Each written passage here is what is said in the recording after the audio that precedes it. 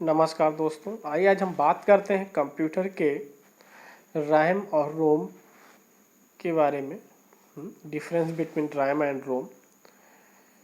देखिए, मुझसे पहले बता दें, रैम मेमोरी जो होती है, रैम कैसी मेमोरी थी? रैम एक अस्थायी मेमोरी होती है, यानी इसमें तब तक डाटा रहता है जब तक आपके कंप्यूटर ऑन रहता है, जब तक आपका कंप्यूटर वर्क कर रहा होता है। अगर आपका कंप्यूटर सेट हो जाता है, नहीं बंद हो जाता, तो इसमें डाटा डिलीट हो जाता है।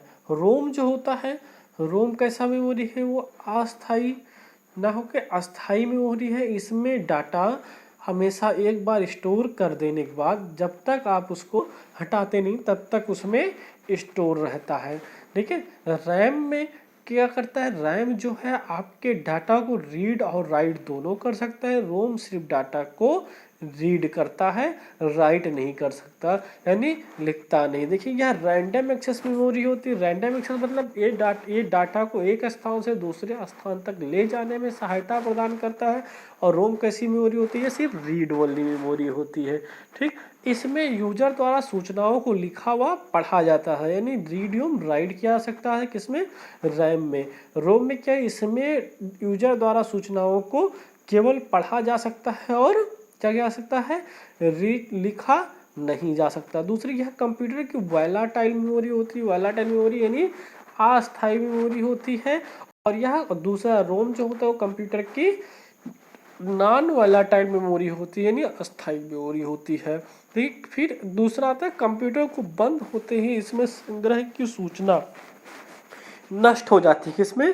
रैम में। लेकिन रोम में क्या होता है? कंप्यूटर बंद होने पर भी इसमें संग्रहित सूचना यथावत बनी रहती है, यानी इसमें संग्रहित सूचना या डाटा डिलीट नहीं होता है। दूसरा, इसमें सूचनाओं को पढ़ने एवं लिखने का कार्य किसके द्वारा किया? यूजर के द्वारा किया जाता है। और कंप्यूटर में क्या होता है? इसमें सूचना लिखने का कार्य किसके द्वारा? कंप्यूटर निर्माता कंपनियों के द्वारा होता है, जैसे बायोस प्रोग्राम। यानी हमने पहले भी बता चुके हैं पहले वीडियो में, ये रोम में जो भी डाटा होता है वो किसके द्वारा?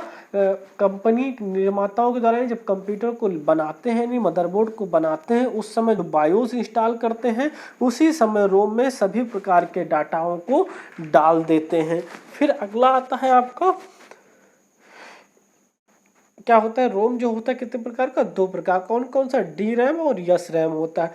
और जो रैम जो होता है वो दो प्रकार का होता है, डी रैम और यस रैम। और जो रोम होता है, रोम कितने प्रकार का? तीन प्रकार का, पी रोम, ईपी रोम और ईईपी रोम। देखिए, हम तीनों के बारे में बता देते हैं। पी रोम का फुल फॉर्म होता है programmable read only memory. EPROM का होता है erasable programmable read only memory. EEP का फुल फॉर्म होता है electronic erasable programmable read only memory.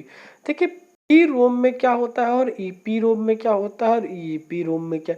देखिए, पी रोम में क्या था? अगर हम किसी भी डाटा को स्टोर करते समय कोई गलती हो जाती है, नहीं निर्माता कंपनियों के द्वारा किसी प्रकार का अगर बायोस इंटर करते समय कोई गलती हो जाती है तो उस डाटा को हम डिलीट यानी हटा नहीं सकते थे। तो उसके बाद आया ईपी रोम। ईपी रोम में क्या था? ये अगर हम किसी भी प्रकार का कोई भी डाटा स्टोर करते समय अगर गलती हो जाती तो डाटा को हम वहां से हटा सकते थे। अब देखिए, डाटा को हटा तो सकते थे, लेकिन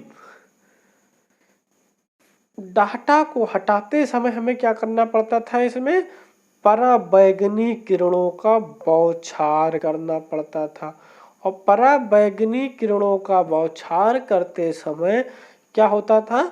उसमें जन और धन दोनों की हानि होने की संभावना रहती थी।